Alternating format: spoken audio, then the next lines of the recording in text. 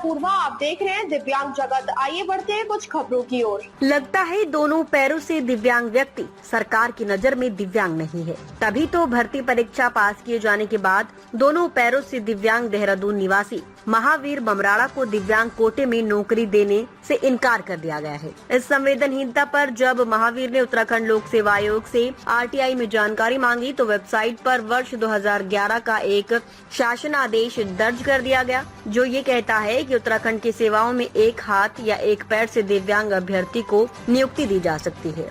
सुनने और देखने की अल्प अक्षमता वाला व्यक्ति भी नियुक्ति प्राप्त कर सकता है, लेकिन दोनों पैरों से दिव्यांग व्यक्ति चाहे कितना भी होनहार क्यों न हो, उसे दिव्यांग कोटे में देने नियुक्ति का प्राविधान नहीं है। दरअसल दिव्यांगता के प्रति सरकार का ये अजब गजब नजरिया तब उजागर हुआ जब उत्तराखंड लोक सेवा आयोग ने शहरी विकास विभाग में कर एवं राजस्व निरीक्षक के पद के लिए परीक्षा वर्ष 2013 में आयोजित की। उसमें चलन शक्ति में असमर्थ, अल्प रूप से देखने और सुनने में अक्षम अभ्यर्थियों के लिए 1% आरक्षण तय किया गया। दिलचस्प ये है कि इसी के अंतर्गत आयोग ने दोनों पैरों से दिव्यांग महावीर बमराड़ा को परीक्षा में बैठने दिया, फिर साक्षात्कार के बाद उन्हें पास भी कर दिया गया। हालांकि जब नियुक्ति देने की बारी आई तो दिव्यांग अभ्यर्थी बमराड़ा को अयोग्य घोषित कर दिया गया। आयोग के रवैये से क्षुब्ध होकर महावीर ने हाईकोर्ट का दरवाजा खटखटाया। वर्ष 2018 में एकल पीठ ने महावीर बमराड़ा को नौकरी देने का आदेश दिया, जिसके विरुद्ध सरकार ने डबल बेंच में अपील की,